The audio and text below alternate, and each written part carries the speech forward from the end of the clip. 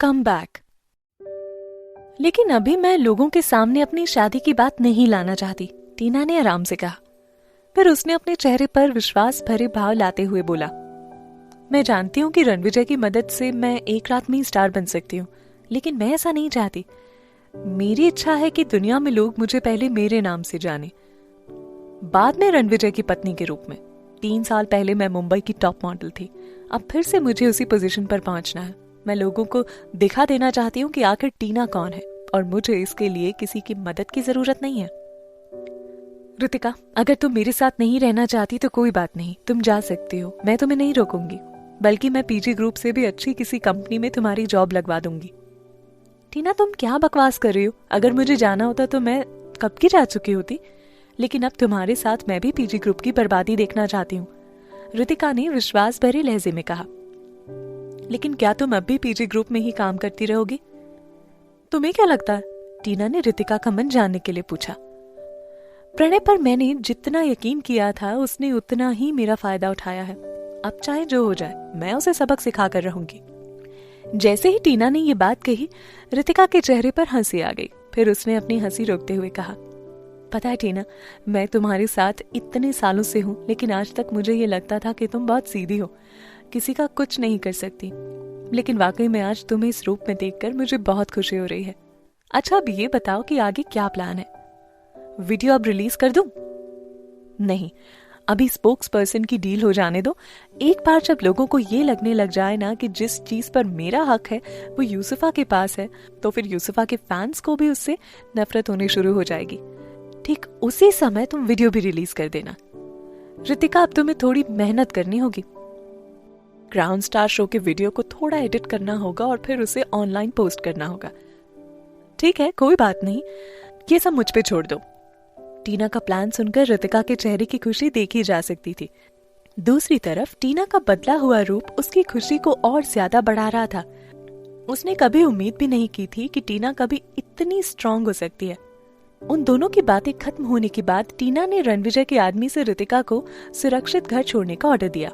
इसके बाद टीना जैसे ही अपने बेडरूम में पहुंची तो वहां पर रणविजय हाथ में रेड वाइन से भरी ग्लास लिए सोफे पर बैठा था। टीना अभी थोड़ी नर्वस फील कर रही थी, फिर भी वो जाकर रणविजय के बगल वाले सोफे पर बैठ गई। रणविजय ने एक हाथ में वाइन का ग्लास पकड़े हुए दूसरे हाथ से टीना को अपनी बाहों में दबोच लिया। इसके बाद कुछ ही पल में उसने अपने होठों को टीना के गुलाबी होठों पर रखकर दबा दिया। इसके बाद उसने वाइन के ग्लास को भी टीना के होठों से लगा दिया। लेकिन टीना ड्रिंक नहीं करती थी, इस वजह से उसने अपना मुंह पीछे खींच लिया। रणविजय जोर से हंस पड़ा। तो तुम पीती नहीं हो? ऐसे में तो तुम्हें बहुत दिक्कत होने वाली है, क्योंकि मेरी पार्टियों में तो बिना ड्रिंक के कुछ होता ही नहीं है। टीना ने रणविजय को पीछे धकेलते हुए कहा। तो फिर तुम्हारा क्या मतलब है, मैं पीना शुरू कर दूं? रणविजय ने मुस्कुराते हुए कहा, जी बिल्कुल, अभी से आदत डालनी होगी तुम्हें, तुम्हारे लिए ही अच्छा रहेगा। अच्छा तो फिर पिलाओ, टीना ने शरारत भरे लफ्जों में कहा। रणविजय ने जैसे ही ग्लास को टीना के होठों की तरफ बढ़ाया, टीना ने उसका हाथ पकड़ लिया और बोली, ना ना, ऐसे नहीं, जैसे पहले पिलाने के लिए आए थे वैसे आओ। रणविजय को समझ आ गया था कि टीना क्या चाहती थी। उसने तुरंत ही अपने होठों को लाकर उसके होठों पर टिका दिया और बड़ी शिद्दत से टीना के गुलाबी जैसे होठों का रस पीने लगा। लेकिन इस बार वो काफी देर तक अलग नहीं हुए, बल्कि किस करते करते दोनों सोफे पर ही लेट गए। टीना के होठों को चूमने के साथ ही रणविजय अब उसके बदन के और हिस्सों पर भी अपने होठ फिराने लग गया था।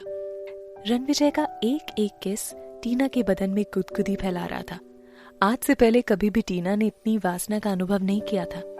रणविजय ने टीना को अपनी बाहों के बीच जकड़ रखा था और उसे पागलों की तरह चूमे जा रहा था।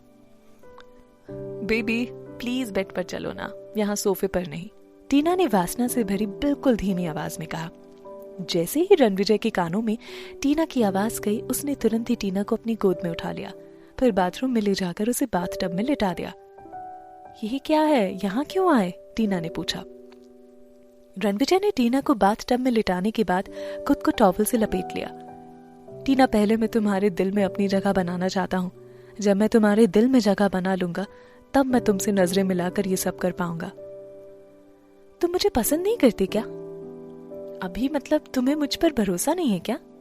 रणविजय ने टीना के गालों पर हाथ रखते हुए उसकी आंखों में देखते हुए कहा, टीना, ऐसी बात नहीं है कि मैं तुम्हें पसंद नहीं करता, लेकिन मैं चाहता हूं कि तुम सिर्फ मेरी रहो, तभी मैं तुम्हारे साथ ये सब कर पाऊंगा। तुम समझ रही हो ना मैं क्या कह रहा हूं? टीना ने रणविजय के हाथों पर अपना सिर रखते हुए कहा, मैं समझ रही हूँ। पता है रणविजय, आज तक किसी ने मेरी इतनी परवाह नहीं की जितना तुम करते हो, ना ही कभी किसी ने मेरे बारे में कितना कुछ सोचा है। रणविजय को समझ आ गया था कि टीना किसकी तरफ इशारे करते हुए ये बातें कर रही थी। आज अगर वो चाहे तो एक झटके में ही प्रणय को तबाह कर सकता है, लेकिन वो सिर्फ टीना की वजह से ही रुका है। वो चाहता है कि टीना जो कुछ भी चाहती है वो खुद के दम पर हासिल करे। अगली सुबह तक पीजी ग्रुप के मॉडल की स्कैंडल वाली हेडलाइन गायब हो चुकी थी। इसकी जगह पर अब प्रणय और यूसुफा की न्यूज और वीडियो काफी तेजी से वायरल हो रही थी। वहीं दूसरी तरफ इस न्यूज के आने के बाद लोगों की सिंपैथी टीना को मिलनी शुरू हो गई थी। उसके फैंस की भी संख्या काफी बढ़नी शुरू हो गई थी। इंटरनेट पर लोग टीना के पुराने दिनों की फोटोज और न्यूज काफी ज्यादा सर्च कर रहे थे। टीना ने धीरे धीरे फिर से मॉडलिंग इंडस्ट्री में वापसी करनी शुरू कर दी। खास तौर पर क्राउन के स्टार शो के बाद भले ही लोगों को ये बात बुरी लगी थी कि वो यूसुफा की जगह पर स्टेज पर आ गई थी, लेकिन उस वक्त भी टीना के रूप को देखकर सभी की नजरें उस पर टिकी हुई थी। उसने अपनी अदाओं से सभी को दीवाना बना दिया था। यहाँ तक कि जो डिजाइनर उस दिन यूसुफा की जगह पर टीना को देखकर काफी नाराज हो गया था, वो भी अब टीना की पुरानी फोटोज देखकर उससे काफी अट्रैक्ट था। उस दिन जो ज्वेलरी टीना ने पहनी थी वो भी उस पर बहुत फब रही थी। ऐसा लग रहा था मानो वो ज्वेलरी टीना के लिए ही डिजाइन की गई हो। एचएफ के डिजाइनर ने शो वाले दिन भले ही गुस्से में आकर टीना को काफी भला बुरा कह दिया हो, लेकिन आज उसे खुद अपने किए पर पछतावा हो रहा था। अब उसे एहसास हो रहा था कि उस ज्वेलरी के लिए उसे टीना से अच्छी कोई और मॉडल मिल ही नहीं सकती थी। साथ ही टीना द्वारा अपने किए की माफी मांग लेने के बाद एचएफ के डिजाइनर को उस पर भरोसा भी होने लग गया था। तुरंत ही एचएफ कंपनी की टॉप अथॉरिटी ने एक मीटिंग की और फिर स्पोक्स पर्सन को चेंज करने का फैसला किया। तुरंत ही उन्होंने पीजी ग्रुप के हेड प्रणय गुलाटी को फोन किया। हेलो मिस्टर स्टीफन, यूसुफा अब लगभग ठीक हो गई है। आपके नए प्रोडक्ट की लॉन्चिंग में कोई देरी नहीं होगी? प्रणय ने फोन उठाते हुए कहा। नहीं, मैंने इसलिए फोन नहीं किया है।